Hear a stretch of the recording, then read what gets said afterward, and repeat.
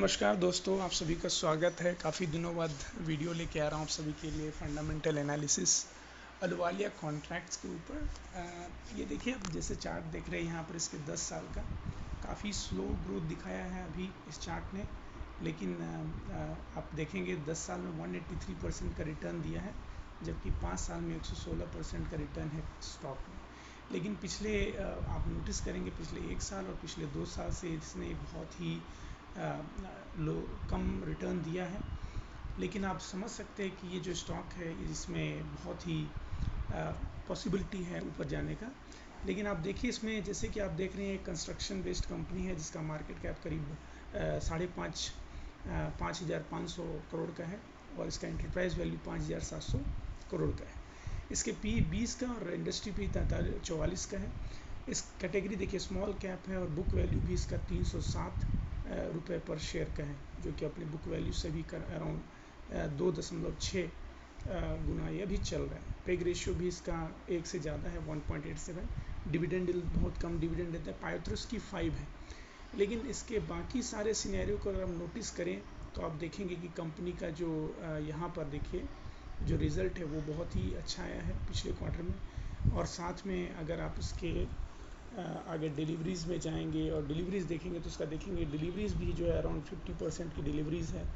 और यहाँ देखिए कंपनी जो है हर साल अपने डिविडेंड को इंक्रीज़ करती है। पहले 40 पैसा थी, 50 पैसा, 60 पैसा, तो साल दर साल आपका डिविडेंड भी बढ़ता चला जाएगा।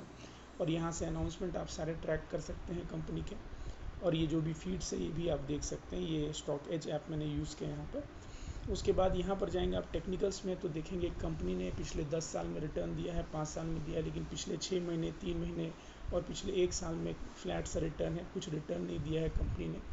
और यहाँ पर अगर इसकी ओवरव्यू में जाएंगे और देखेंगे तो कंपनी का जो प्रोफाइल ये बता रहा है कि कंपनी जो है इंजीनियरिंग, प्रोक्योरमेंट और कंस्ट्रक्शन में काम करती है।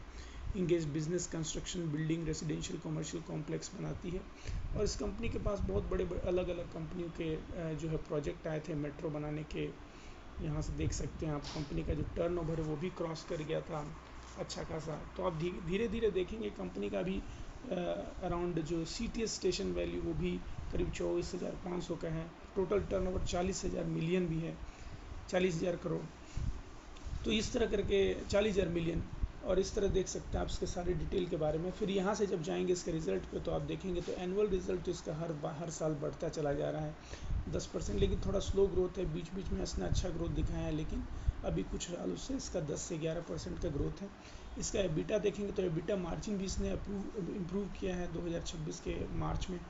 तो इसका एबिटा इम्प्रूव हो रहा है। यहाँ से देखिए कंपनी का सबसे इम्पॉर्टेंट चीज़ जो है इंटरेस्ट तो खैर ये देगी क्योंकि इनको लोन लेके ही काम करना पड़ता है। लेकिन सबसे इम्पॉर्टेंट चीज़ यहाँ देखिए ये इंटरेस्ट से कितना रिटर्न बना रही है। तो साल दर साल इनका प्रॉफिट भी बढ़ रहा है, थोड़ा बहुत लोन भी बढ़ रहा है, इंटरेस्ट भी बढ़ रहा है। तो यहाँ से देखें नेट प्रॉफिट भी इनका जो है इंक्रीज़ हुआ है। यहाँ से सबसे इम्पॉर्टेंट देखिए इनका जो रिटर्न ऑफ इक्विटी है वो भी करीब 11% का है, जबकि पहले 26% था। कैपिटल एम्प्लॉयड में 19%। और यहाँ से देखेंगे तो 5% का रिटर्न ऑन एसेट है। लेकिन यहाँ से इनका एफिशिएंसी रेशियो देखेंगे तो आप देखेंगे कि इनका बुक वैल्यू बढ़ता चला जा रहा है। और साथ में इनका इन्वेंट्री डेज जो है वो भी कम हो गया है, 26 दिन। डेज रिसीवेबल भी, पैसे भी इनको जल्दी आ रहे हैं। और डेट मार्केट का जो डेटर टर्नओवर रेशियो है वो भी 5.3 है। तो इस तरह देखेंगे तो कंपनी का बहुत ही अच्छा है। यहाँ पर अभी थोड़ा फ्लैट है लेकिन ग्रोथ दिख रहा है। ये बेसिकली लॉन्ग टर्म इन्वेस्टमेंट के लिए आप इसको चूज़ कर सकते हो अपने एडवाइज़र से बात करने के बाद। यहाँ से देखेंगे चार्ट में, इसका चार्ट देखिए किस तरह इसका प्रॉफिट जो है बढ़ रहा है। इसका बैलेंस शीट देखेंगे तो इसका कैपिटल जो है बिल्कुल चेंज नहीं हुआ है। रिज़र्व भी इनका जो है देखिए बढ़ता चला जा रहा है। करेंट जो लाइबिलिटीज़ है वो लाइबिलिटीज़ इन्होंने अच्छा मेंटेन किया, शॉर्ट टर्म बोरोइंग भी नहीं है। और यहाँ से सबसे इंपॉर्टेंट इनका नॉन करेंट एसेट जो है, यहाँ देखिए लॉन्ग टर्म इन्वेस्टमेंट में इन्होंने बढ़ाया है, कुछ लॉन्ग टर्म लोन भी इनके पास है। और सबसे इंपॉर्टेंट चीज़ करेंट एसेट में देखिए इनका जो बैंक बैलेंस है वो हर साल बढ़ता चला जा रहा था। अभी 817 करोड़ है, पिछले 964 करोड़ था। और इनका मार्केट में जो पैसा है वो भी अच्छा खासा, इनका डेटर जो है 733 करोड़ इनके पास पड़ा हुआ है, जबकि इन्वेंट्री भी 342 करोड़ तक का इन्वेंट्री भी इनके पास है। और उसके बाद यहाँ से देखेंगे आप इसके स्टैंड अलोन फाइनेंशियल में प्रॉफिट एंड लॉस में देखेंगे तो प्रॉफिट एंड लॉस बढ़ता जा रहा है इनका प्रॉफिट। साथ ही इनका जो EPS है वो भी बढ़ता चला जा रहा है। बीच में इनका EPS बहुत बढ़ गया था, लेकिन अभी पिछले 2 सालों में इनका EPS अभी थोड़ा ग्रो किया है, जैसे कि आप देख रहे हैं 30 से 39-40 हो गया है। उसके बाद यहाँ देखिए स्टैंड अलोन, यहाँ से स्टैंड अलोन सेल्स भी इनका जो है बढ़ता चला जा रहा है। उसी प्रकार यहाँ पर EPS भी इनका बढ़ा है, जबकि अदर इनकम भी थोड़ा इजाफा हुआ है, 70-71 करोड़ तक का अदर इनकम भी है।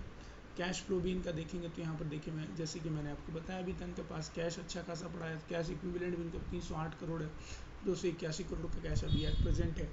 और यहाँ से सबसे इंपॉर्टेंट चीज़ देखिए, इनका जो प्रमोटर होल्डिंग है, सबसे इंपॉर्टेंट चीज़ देखेंगे आप कि प्रमोटर ने अपना सिंगल शेयर्स यहाँ बेचा नहीं है। टोटल 55.32% का होल्डिंग है। और FII की होल्डिंग भी देखिए थोड़ा थोड़ा बढ़ते चला जा रहा है। हर बार FII जो है हर क्वार्टर में इसमें अपना थोड़ा होल्डिंग बढ़ा रही है।